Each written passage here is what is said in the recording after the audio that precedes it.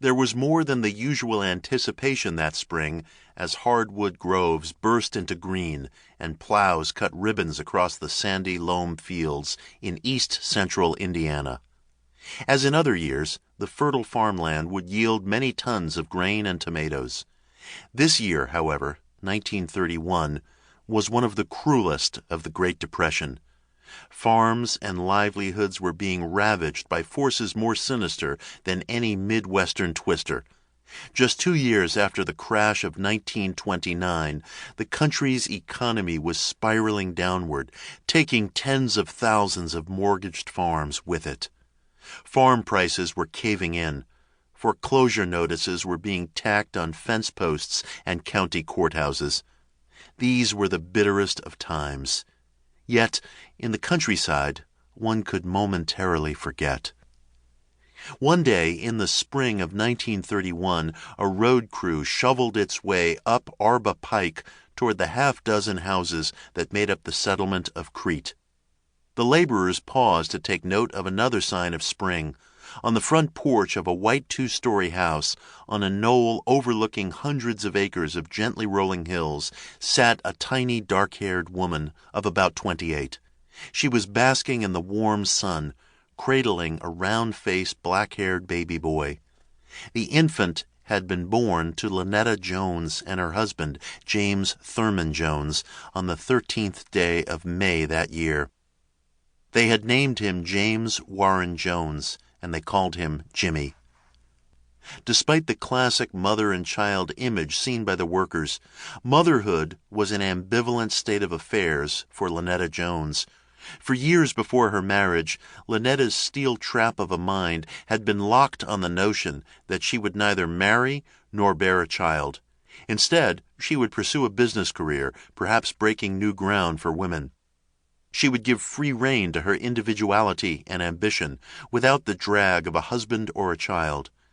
But personal tragedy evidently had altered the course of this would-be businesswoman. Born near Princeton, Indiana, Lynetta was the oldest child of Jesse and Mary Putnam. Lynetta grew into a rather odd combination of fanciful dreamer and aggressively ambitious achiever. Full of imagination, she felt almost as much kinship with animals as people. She even looked upon snakes as her friends. She evidently picked up her ambition from her father's foster father, a businessman named Lewis Parker, who became her paternal role model when her father died. Parker had acquired his wealth in lumber mills in southern Indiana, but when the timber ran out, he turned with less success to grain speculation. Lynetta respected him because he blended business acumen with a big heart, and she blamed his financial downfall on his generosity and humanitarianism. Extraordinarily headstrong and frugal, Lynetta aspired to follow in Lewis Parker's footsteps. She attended Jonesboro Agricultural College in Arkansas for 2 years before dropping out in 1921. A few years later, she enrolled at Lockyer Business College in Evansville, Indiana, where she also stayed for 2 years. Then, in 1925, her mother died of typhoid fever. Somehow this death reversed Lynetta's thinking about marriage and motherhood.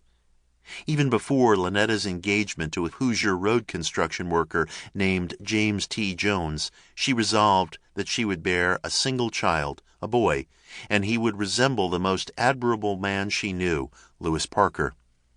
Although in doing so she denied a part of herself, Lynetta married James T. Jones in the late 1920s. He was 16 years her senior. Several years later, after her own bout with typhoid, she became pregnant. The baby boy, though he had Lewis Parker's brown eyes, did not quite measure up to her other expectations. From his looks, the olive-complexioned child might have been a conglomeration of every nationality in the world. His eyes were slanted, almost oriental, his face round, his hair shiny, black, and straight like an Indian's. She thought he resembled most a baby Eskimo, and an ugly one at that. When money threatened to run out, the Joneses were forced to sell their farmland, and the Depression overwhelmed them. James T. Jones dropped in tears to the living room carpet and beat the floor with his fists. "I gone as far as I can go," he cried. Bending over his body, Lynetta comforted her husband.